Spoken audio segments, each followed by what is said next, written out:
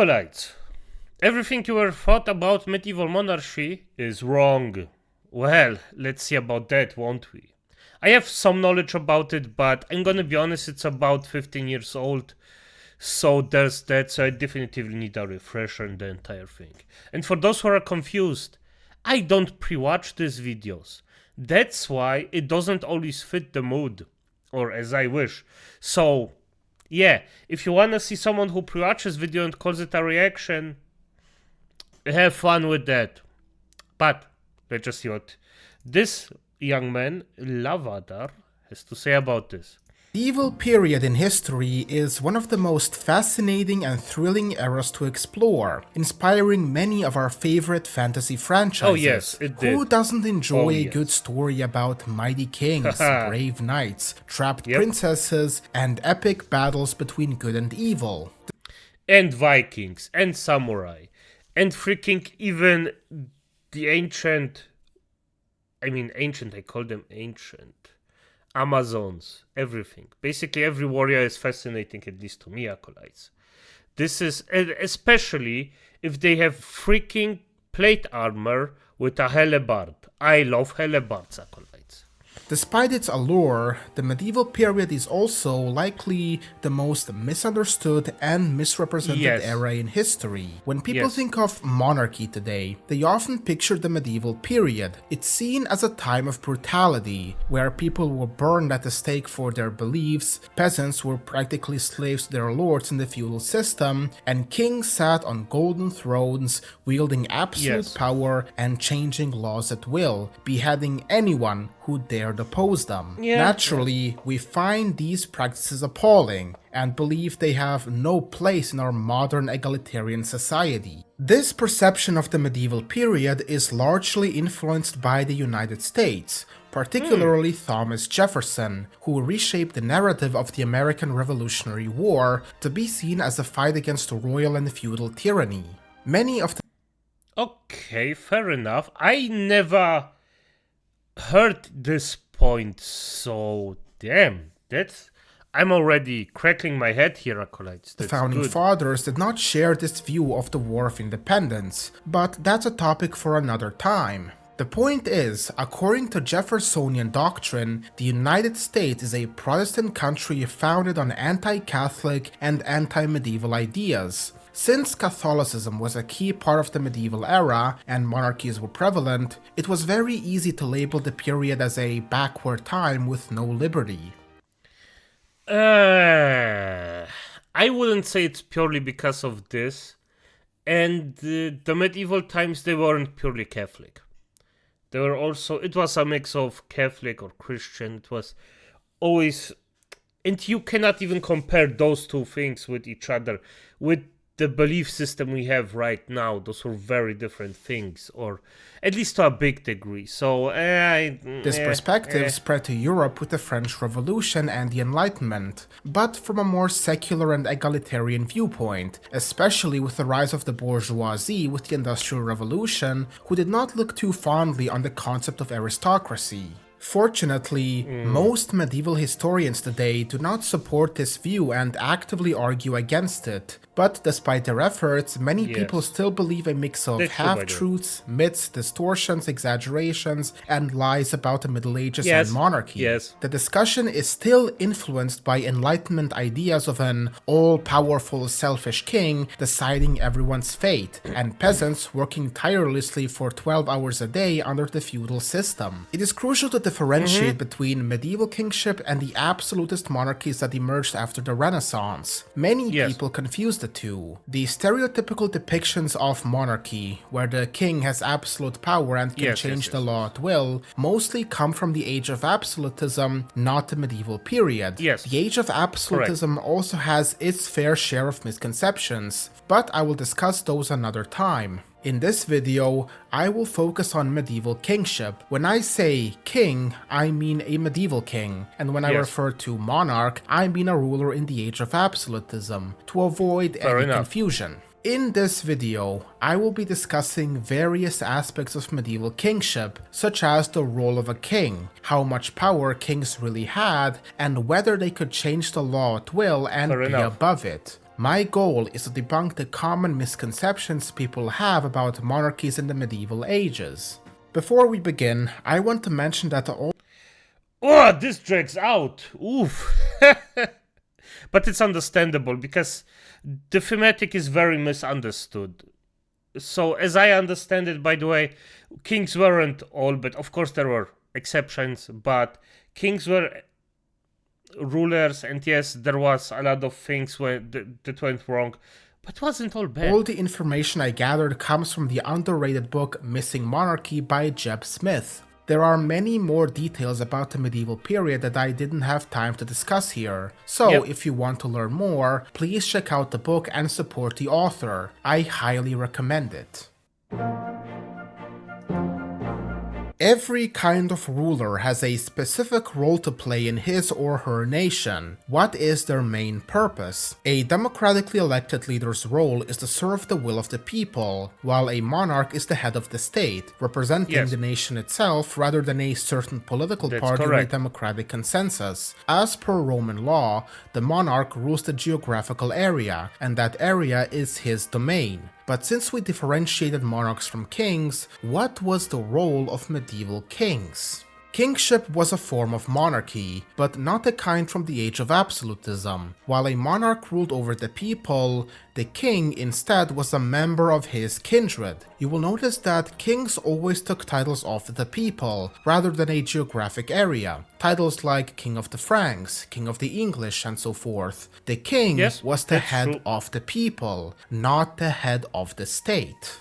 The idea of kingship began as an extension of family leadership. As families grew and spread out, the eldest fathers became the leaders of their tribes. These leaders, or patriarchs, guided the extended families. Through marriages and other connections, small communities formed kinships. Some members But we don't have to lie to ourselves, there was a lot of inbreeding in there to keep power, so would leave and create new tribes. Over time, these kinships created their own local customs for governance. Leadership was either passed down through family lines or chosen among the tribe's wise elders. These elders, knowledgeable in the tribe's customs, served as advisors to the leader. The patriarch or king carried out duties based on the tribe's traditions. He upheld their customs, families, and way of life. When a new king was crowned, it was seen as the people accepting his authority.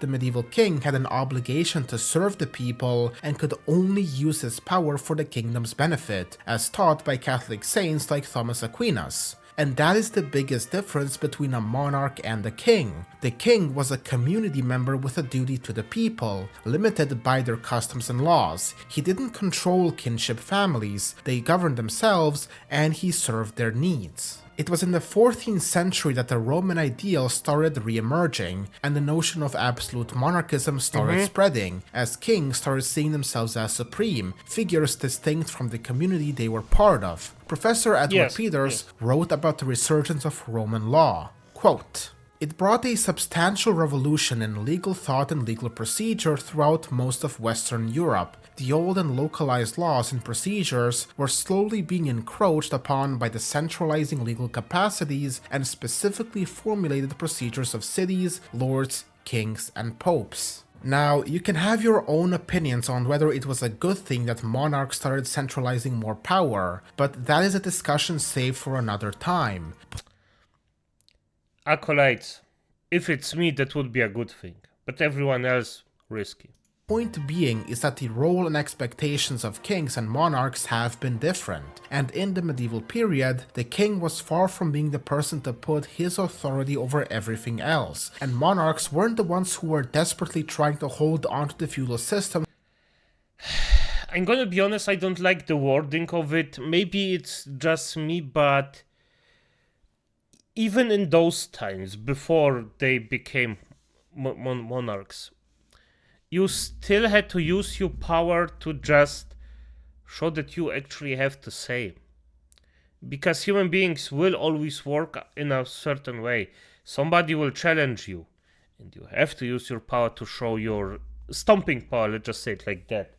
So I wouldn't agree on that point to 100%, but I mean, it's not a bad mistake, I would say. If my site is even true, let's just say, like, I could be wrong at any point because my information is pretty old, so. Through absolute power. Quite the contrary, they were its biggest opponents. After I had done my reading and research, I was actually pretty surprised to find out just how little actual power kings had over their domain. In fact, many prime ministers of our time have more power than medieval kings ever did. Philosopher Bertrand de Juvenel would even echo the sentiment. Quote, "A man of our time cannot conceive the lack of real power which characterized the medieval king. This was because of the inherent decentralized structure of the vassal system, which divided power among many local lords and nobles. These local lords, or vassals, controlled their own lands and had their own armies. The king might have been the most important noble, but he often relied on his vassals to enforce his laws and provide troops for his wars. If a powerful vassal didn't want to follow the king's orders, there wasn't much the king could do about it without risking a rebellion. In essence, he was a constitutional monarch, but instead of the parliament, you had many local noble vassals." Historian Regine Pinaud would also write something similar. Quote, "Medieval kings possessed none of the attributes recognized as those of a sovereign power. He could neither decree general laws, nor collect taxes on the whole of his kingdom, nor levy an army. In fact, local lords had become so autonomous of the crown that historian Frederick Austin Ogg would write, quote, "They had scarcely so much as a feudal bond to remind them of their theoretical allegiance to the empire. The one principle of action upon which they could agree was that the central monarchy should be kept permanently in the state of helplessness to which it had been reduced." Now sure, you could argue the vassals were pretty autonomous, but the king was still their boss, and yes, you can, and you also cannot see it with our modern eye, because people in these days would say, well, okay, then just betray him and that's all. In those days, honor was actually a very big thing. If you gave your word, this was upheld to a very high degree. And the king himself may not have had that many armies, but if you betrayed one, everybody went for your throat.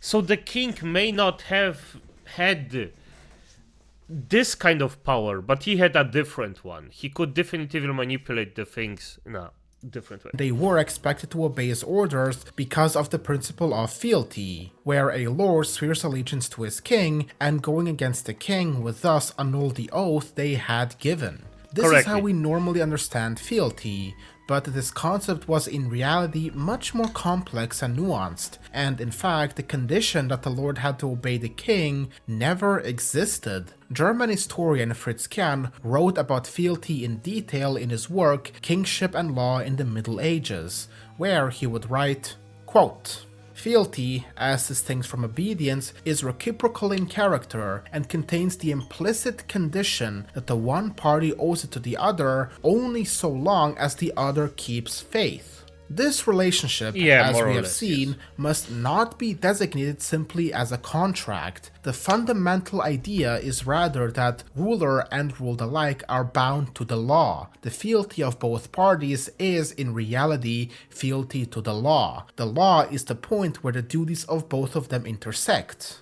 If, therefore, the king breaks the law, he automatically forfeits any claim to the obedience of his subjects. A man must resist his king and his judge if he does wrong, and must hinder him in every way, even if he be his relative or feudal lord, and he does not thereby break his fealty. Anyone who felt himself prejudiced in his rights by the king was authorized to take the law into his own hands and win back the rights which had been denied him. This means that a lord is required to serve the will of the king insofar as the king was obeying the law of the land himself.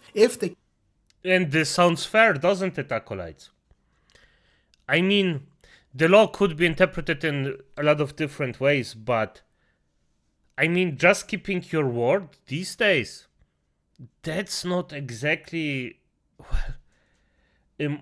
well, it doesn't happen a lot of the times, But purely your word, that was a strong. The king started acting tyrannically, lords had a complete right to rebel against the king, and their fealty was not broken, because the fealty is in reality submission to the law. The way medieval society worked was a lot based on contracts, on this idea of legality. It may be true that the king's powers were limited, but in the instances where kings did exercise their influence and power was through legality. If the king took an action, that action would only take effect if it was seen as legitimate. For example, if a noble had to pay certain things in their vassalization contract to the king and he did not pay that, the king could rally troops and other nobles on his side and bring that nobleman to heel since he was breaking his contract. The king may have had limited power, but the most effective way he could have exercised it is through these complex contractual obligations.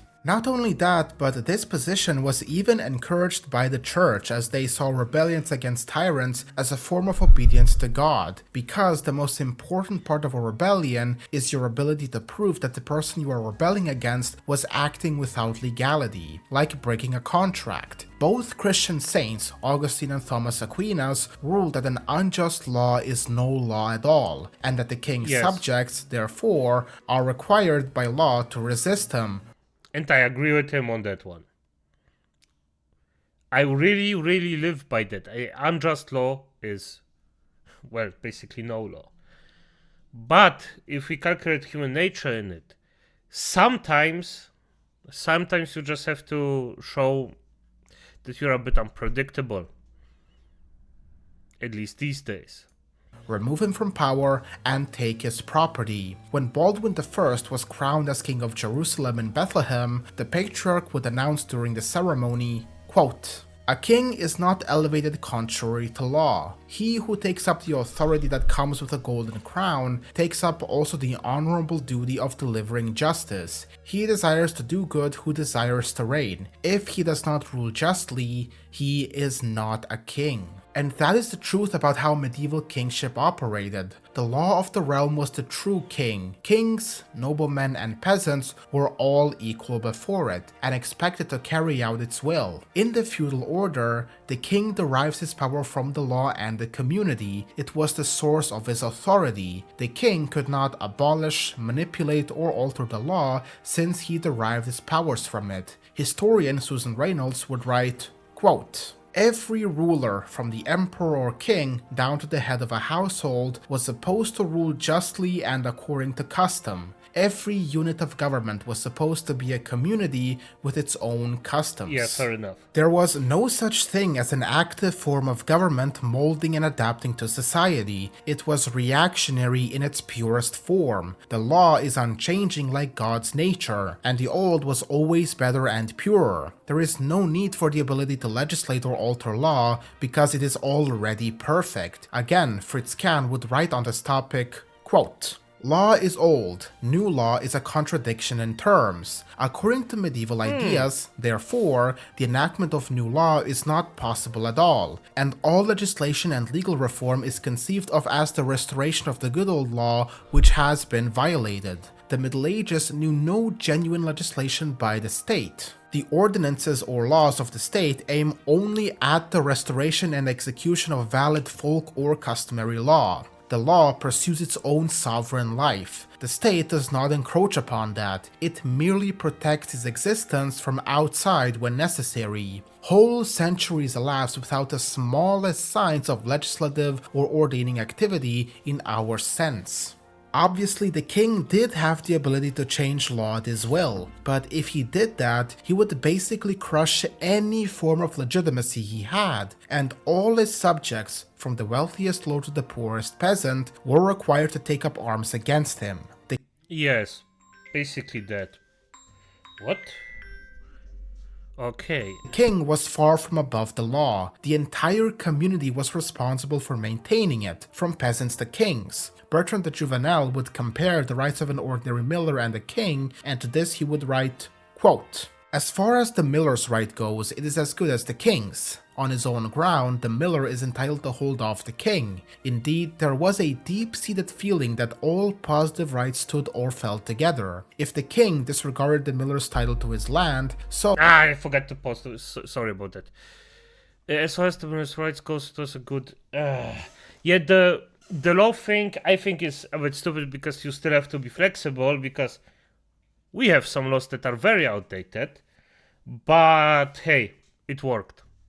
And as far as the miller goes, the good king, okay. Oh, might the king's title to his throne be disregarded? But now the question is, who decides whether a king or lord has overstepped his boundaries and started acting contrary to law and custom? Basically. The answer might surprise you, but this decision depended on each individual member of the community. Medievals were surprisingly pretty individually minded. Whether it was education, prayer, relationship with God, or politics, they considered the individual rather than groups. Fritz Kahn would also acknowledge this on the question of who decided whether the king overstepped his boundaries. He'd write, quote, "The decision of this question rested with the conscience of every individual member of the community. The government had to preserve every subjective right of every individual." The peasants quickly recognized when a lord behaved against tradition because it would be unfamiliar and seen as new. Despite being illiterate, peasants had a deep understanding of all their laws, much more so than modern lawyers who specialize in specific areas of law to become experts. Today, if you ask someone about the numerous laws and regulations they must follow, they can only name a few. In medieval times, there were fewer laws and they were part of daily life. Susan Reynolds would write, quote, "Medieval rulers had been supposed to rule all their subjects, and not just their noble subjects, justly and with consent. But nothing was so important as consent." Because the law was personal and consent was crucial, each person had the power to decide if their lord had gone too far. Since the law was created by the community as part of a noble tradition, not by the rulers, everyone in the community could challenge or reject any government action they felt infringed on their rights. And even when the king made some adjustments that didn't warrant a rebellion, like for example imposing heavy taxes, his subjects could just leave the land and settle elsewhere. The 6th century historian and bishop Gregory of Tours documented just that. When King Chilperic I increased taxes, people just started moving out, and Chilperic was forced to revoke the taxes unless he wanted his realm to shrink. No one forced him to stay, and thus, naturally, people migrated to less oppressive kingdoms and joined lords that granted them most liberty. Even under Charlemagne, who wielded much more power than other kings in Europe, power was still pretty limited.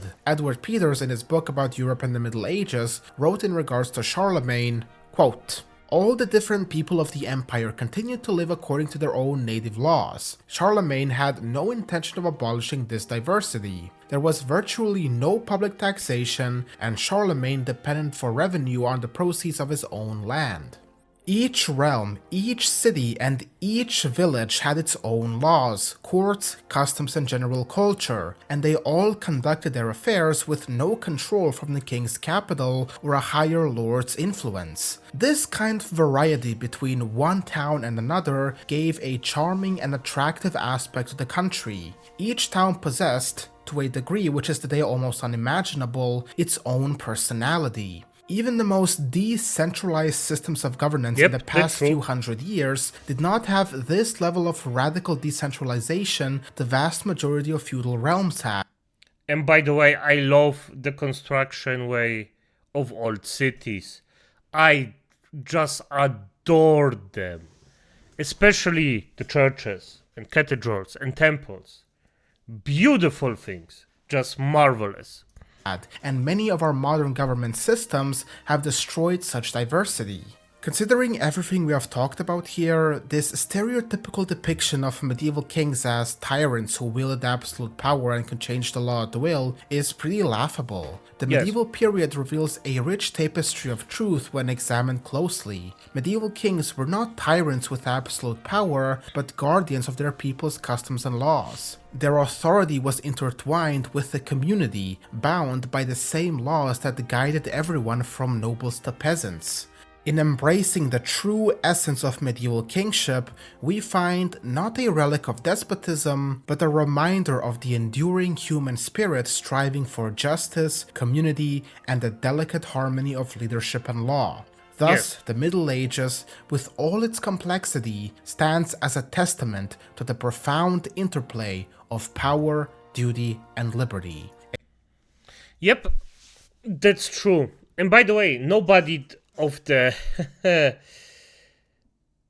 powermongers of these days, they actually profit from the misunderstanding of medieval times. Because if you hear this right now, acolytes, doesn't your, well, freedom wanting or just a certain need for freedom pop out? It's like, why am I doing this while the peasants had this much freedoms, unlike me? And don't get me wrong, we have luxuries these days that are way, way, way farther over the peasantry or even kings of those days. But the freedom aspect is just something that we should all think about, especially these days. But hey, as it is, acolytes, good night.